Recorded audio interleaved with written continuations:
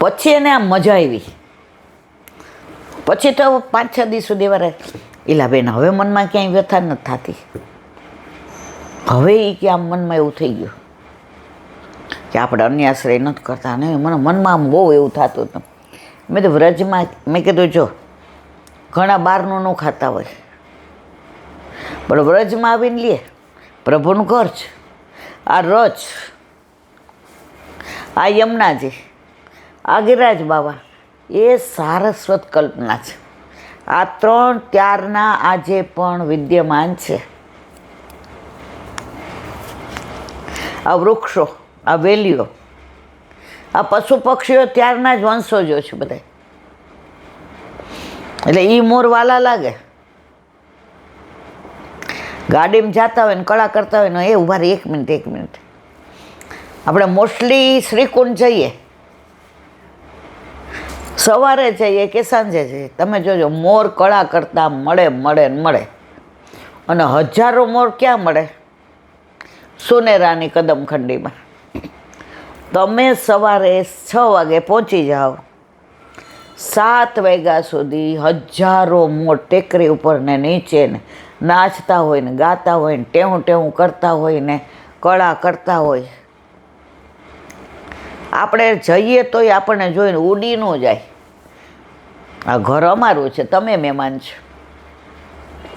એ તો વ્રજવાસી છે, એના કાગડાય વટ મારે. શું કામ?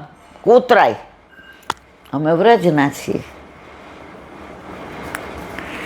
તો એવું વ્રજ.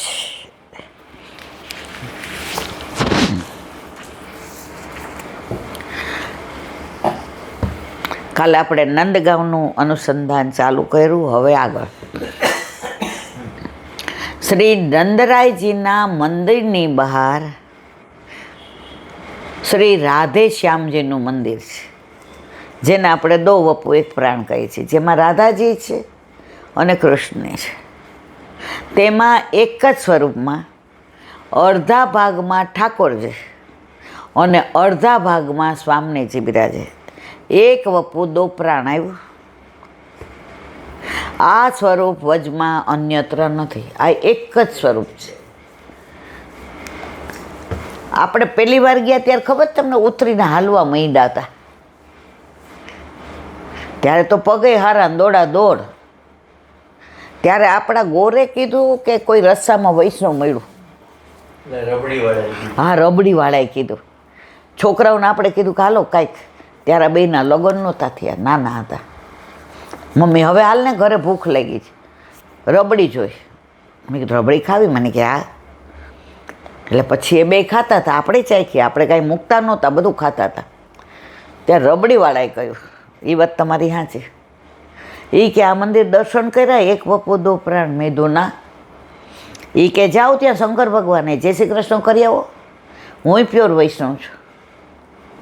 અને ત્યારે એના દર્શન કર્યા અને જે સ્વરૂપ, હા. પછી મુખિયાજીએ કીધું કે આવું સ્વરૂપ વ્રજમાં બીજે ક્યાંય નથી.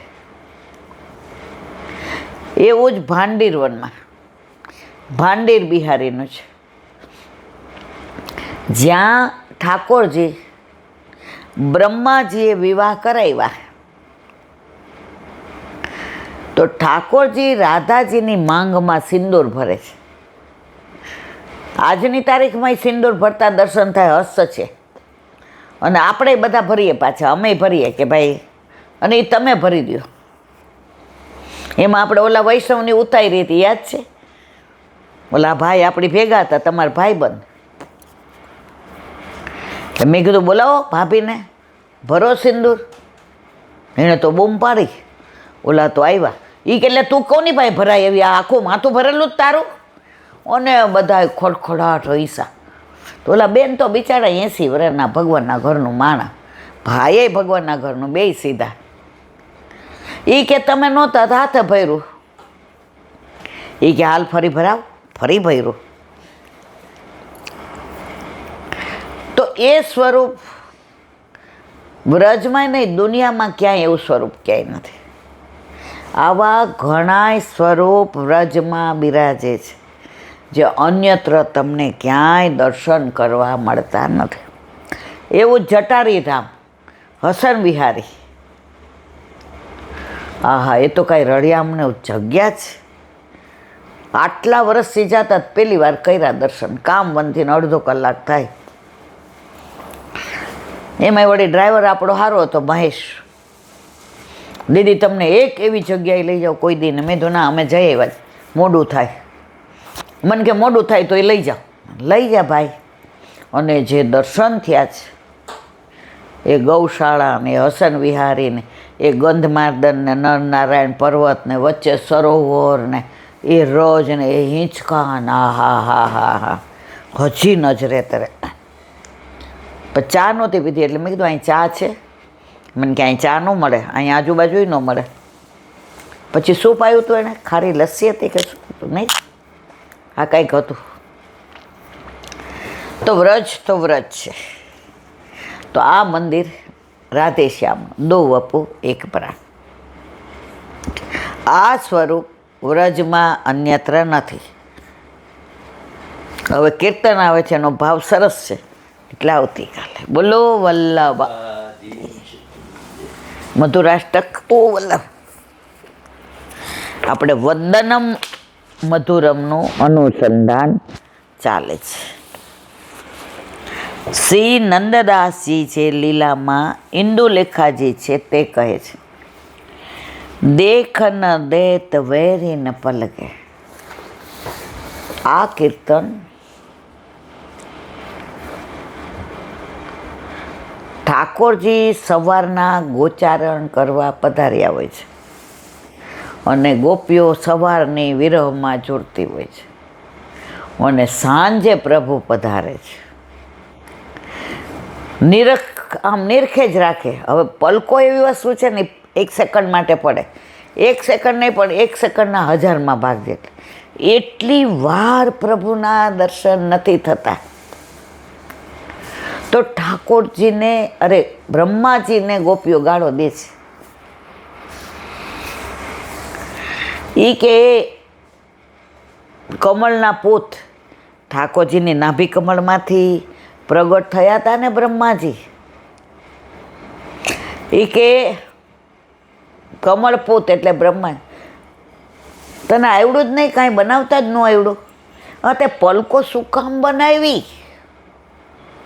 જે પ્રભુને નિરખવામાં એટલી ક્ષણ ત્રુટી, એટલે એક ક્ષણની હજારોમાં ગણી એને કહેવાય ત્રુટી. એટલી વાર પ્રભુના દર્શન નથી થતા. દેખ ન દેત વેરી ન પલકે. આ પલકે દુશ્મન બની છે, વેરી છે અમારી. આપણે કોઈ યાર ઝઘડો થાય છે, ઓલા ભાવનો દુશ્મન હશે એટલે તે મારી યાર આવું કર્યું. ગોપી કે આ વેરી છે પલકન. આ પડી એટલી વાર પ્રભુનું દર્શન ન થતા ને કેવો તાક. એટલે તો વલ્લભ એને પ્રેમ કી ધ્વજા કહે છે. આપણે તો જેવી સેવા પહોંચી લીધી, બહાર આવ્યા હાસ ઠાકોરજી કે હું છૂટો. તું ક્રિયા કરતી હતી ને મને મજા નહોતી આવતી, પણ વલ્લભની કાની આપસ ને એટલે હું ક્યાંય જાતો નથી. પછી મંદિરે આગળ નીકળીએ નહીં હો, ક્યાંક પાછા બોલાવે તો આજનો લાવો લીજીએ, કાલ કોણે, પછી પાછા બીજે દી હવારે. નિરખત બદન લાલ ગિરિધર કો, બીચ પરી માનો વ્રજસી સલકે. સલકે એટલે સળિયો. આમ કહો કે સળિયા ઠોકી દીધા હોય ને એવું લાગે છે. આ સહન નથી થતું, આ સલકે નડે છે એવું દેખાય છે.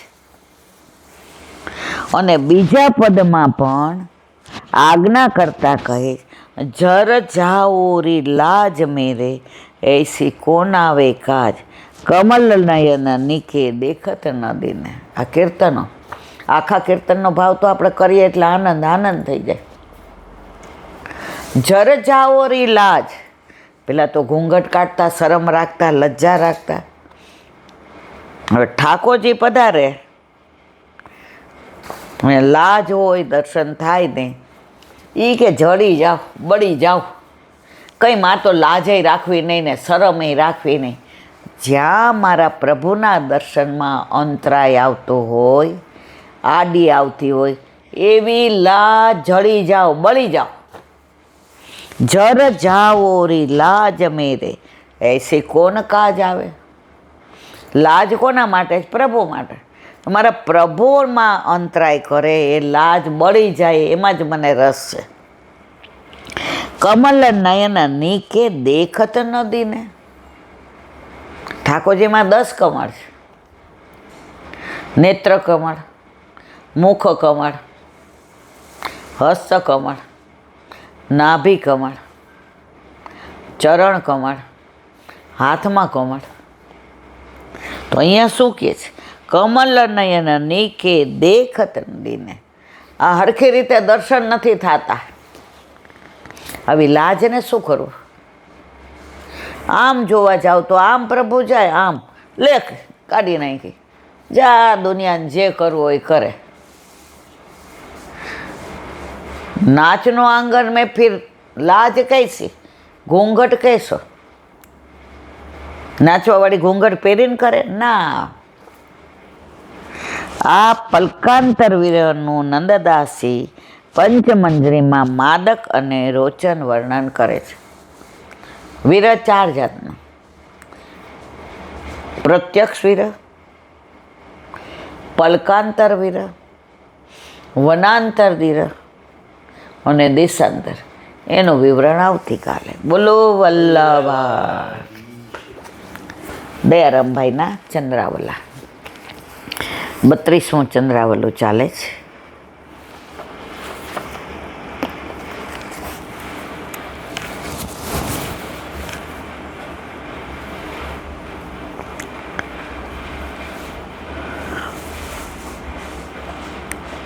કૃષ્ણ અવતારમાં ગોપ બાળકો સાથે સખા ભાવથી કૃષ્ણ રમ્યા. ગોવાળિયા રીસાઈ જાય એને મનાવે. આ કેવો માર્ગ છે! ત્રિલોકનો બ્રહ્માંડનો નાથ ઓલા રીસાઈ જાય તો એને મનાવે. મતલબ શ્રીદામમાં કે તું અંચી કૂડો છો, તું દાવ નથી દેતો, ઘોડો ઘોડો રમો છો, તારો દાવ આવે તારી માથે બેસીશ, રમો છો. હા તું કેમ, બસ તું કેમ. આ પ્રભુ આપણા જીવનમાં એવું બને છે. ક્યાંક વ્યથા થઈ હોય ને તો પ્રભુને સંભળાવી દઈએ, આટલી આટલી તારી સેવા કરીએ, સ્મરણ કરીએ, મારે અરે જાવું. ઠાકોરજી કે આટલો તને પ્રેમ કર્યો, આટલું આટલું આપ્યું. કોઈ દી એમ કીધું પ્રભુ તે મને લાયકાત કરતાં ઘણું આપ્યું. એક સેજ તારા કર્મો ખપાવવા માટે તને તકલીફ આપી, સેજ. એ હું ઘરમાં બિરાજું એટલે હું કેવી રીતે આપું તને? આરાધ્ય હોમવર્ક ન કરીને ગયો હોય ને સ્કૂલમાંથી ને લખાઈને આવ્યું હોય, હવે એને કેરીનો રસ બહુ ભાવે, એને 3 ટાઈમ દો ને તો ઓછો પડે.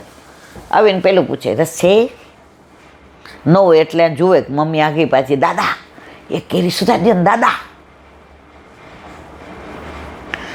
હવે એને પનિશ કરવો હોય તો આપણે શું કહીએ? કેરી નહીં મળે, જા. પછી ધીમેકથી ને આપણે કહીએ સાંજે નહીં મળે, અત્યારે જમી લે. જો મનમાં આપણને શું થયું? હારો કેરી નહીં હોય નહીં ખાય તો ભૂખો રહેશે તો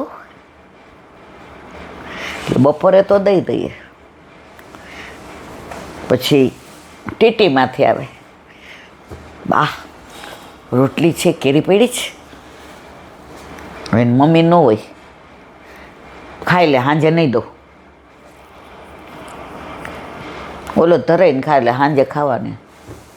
તો આપણા ઠાકોરજી આપણા માથે બિરાજતા, આપણે આવું કાંઈક કરીએ, લેસન ન કર્યું હોય, પૂર્વજન્મમાં ખોટું બોલ્યા હોઈએ, બાના કાઢ્યા હોય તો આપણને પનિશમેન્ટ દે છે. પણ આપણે જેવી આરાધ્યને દીધી ને એવી દે છે. તોય આપણે પાછા પ્રભુને કહીએ સાંજે તમને રસ દેવામાં શું વાંધો છે? પ્રભુ આટલો પ્રેમ કરે છે યાર, એ નથી જોતા. પછી ઓલા 33 કરોડ દેવતા ઠાકોરજીને કહે કે નહીં કે આવા વાલા તમારા, એને કાંઈ નહીં કહેવાનું.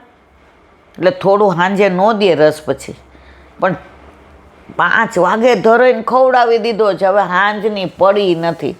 હવે આવી કસોટી કરે, પનિશ કરે તો એ ગાળો તો પછી ઠાકોરની ને અમારી યારે જ આવું થાય છે. એ જ વસ્તુ પાપ કર્યા હોય, ખોટું બોલ્યા હોય, પ્રપંચ કર્યા હોય, કોઈ દી ઠાકોરજીને કહીશ એ વિચાર ન આવવા દે ક્યાં ખબર પડે. બેન એને બધી ખબર છે. એ તો આમ અનુસંધાન જ નહીં, એ કહેવાનું જ નહીં. ઠાકોરજી કે કોક દી એ કે ને ઓલું એક વાક્ય નહોતું આવ્યું,